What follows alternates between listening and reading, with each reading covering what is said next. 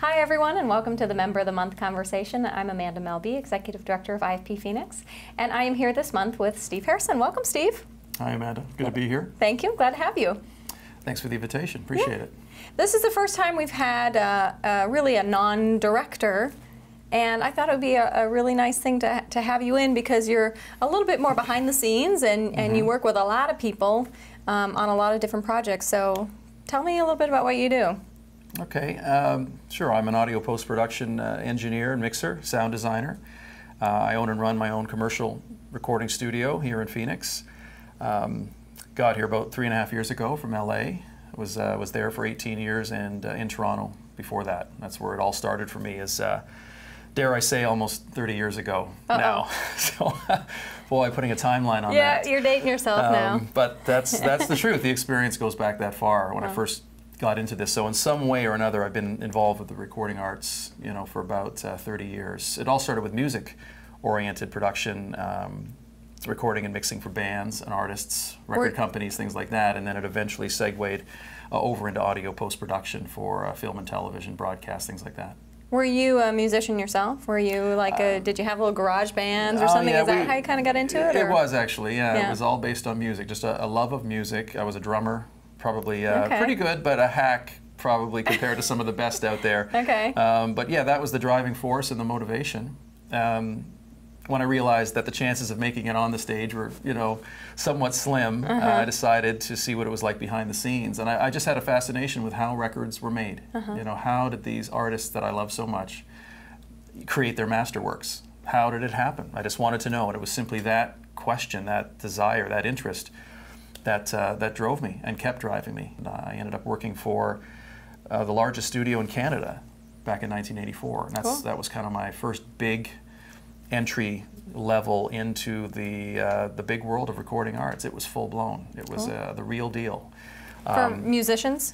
Everything. It had 5 studios. It covered everything from doing voiceovers and ADR for animation and commercial spots right up to 45, 60-piece orchestras, music projects. I mean, everything in between. It had a lot of production going on at the time. So I got a really good initial insight as to what the possibilities were and how it really happens from many different angles. And tell us a little bit about what your experience was in LA. You worked on a lot of really huge projects in LA.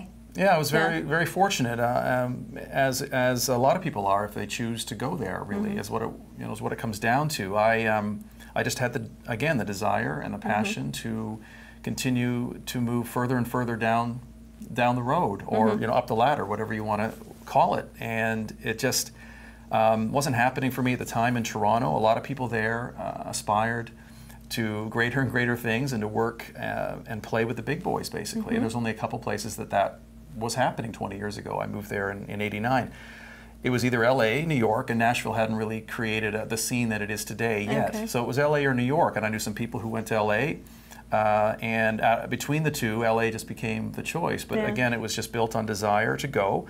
And if you place yourself, you know, in the arena where things like that are happening, then you're going to get the exposure and the experience. So I had to find a job, a sponsor to get me into the country, of course, because there's immigration issues and all that stuff. And I went through the proper channels and got a lawyer and did the work permit and the green card, and now I'm a citizen and all that stuff. But the first step was getting the sponsor, and that was at Westlake Audio in Los Angeles, which is one of the biggest studios, not only in LA, but in the world. Big artists would record there every day. So if you plant yourself into one of these facilities, you're going to see and experience and get the exposure that you came there for, that you're looking for. You know, so if you want to be in it in that way, then put yourself in that place. So that's why I went, and I got to experience the things that I had always known happened in LA and I always dreamed about. So you kind of got to just go where it's happening at the level that you want to participate in. Right.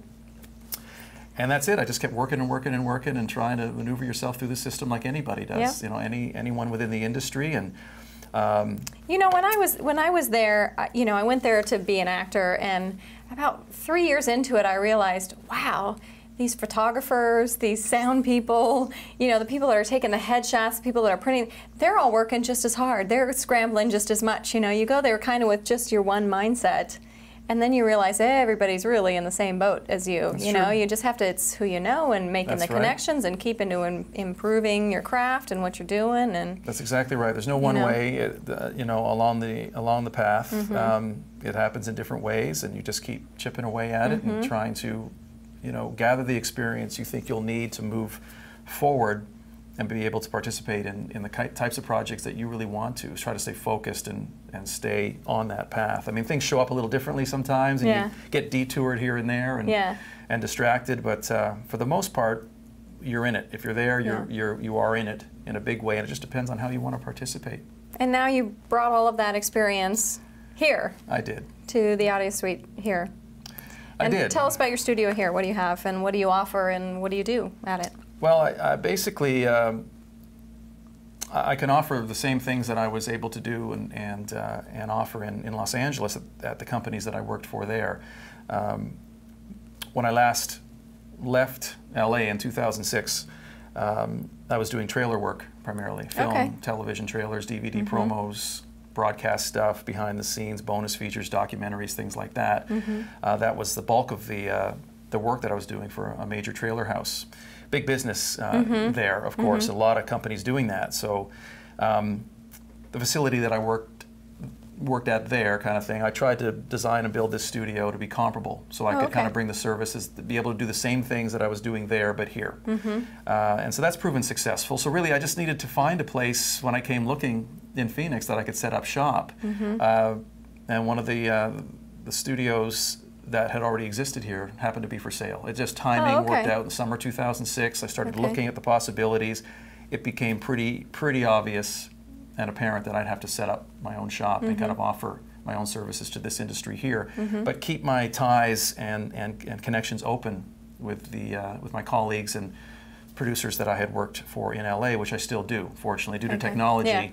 You can do it now. We can do these things. You can be remote and you know, outsourced and still get the work done in exactly the same way and have stuff up and down by the next morning. And so I've been fortunate to be able to still do some of the things that I had done there here, which is great. And so what are some of those things? Are you still doing trailers? Still doing trailers, features? Exactly. Game trailers. I mix television shows. Sometimes I'm just doing the editing, SOT, NAT, narration, editing, and grooming of a show, and then I send it back and they do the final mix for the clients there in LA. Other times I mix the whole show, top to bottom.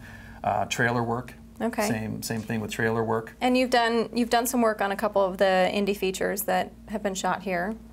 As well. Since I got here, you know, really just jumped in, rolled up my sleeves, reached out to everybody and anybody I could, you know, possibly connect with, asked for, you know, as much information and referrals as I could get, connected with you very quickly, IFP, Chris Lamont, for example, with the Phoenix Film Foundation, and others involved in the indie film market here, as well as the advertising industries, the film and video production companies, everyone in the APA, joined the APA, just did everything I thought was necessary, overturned every rock until things start to blossom a little bit and things start to pan out. But yeah, through Chris primarily, who I credit very much for some of the films I've been able to work on. Getting to know him, I've been able to do 3 feature films here at the studio that have made it to, you know, both theatrically and on DVD. And I believe one's going to make it you know, to cable pretty soon. A couple shorts for some of the students here at SCC and ASU, and one documentary so far, as far as that goes. Excellent. Television, I mix Arizona Highways Television. This is the 7th season, and this is the 3rd season I've been on it. And other than that, sort of basic commercial, corporate, and, you know, advertising type work, voiceover work, ADR work, all the other things that make up the industry here in Phoenix. And your website is the? It's audiosuitestudios.com, www.audiosuitestudios.com. Thanks so much for being here, Steve. I appreciate it. Check him Pleasure. out. Check out his website and give him a call. Thanks. We'll see you next time.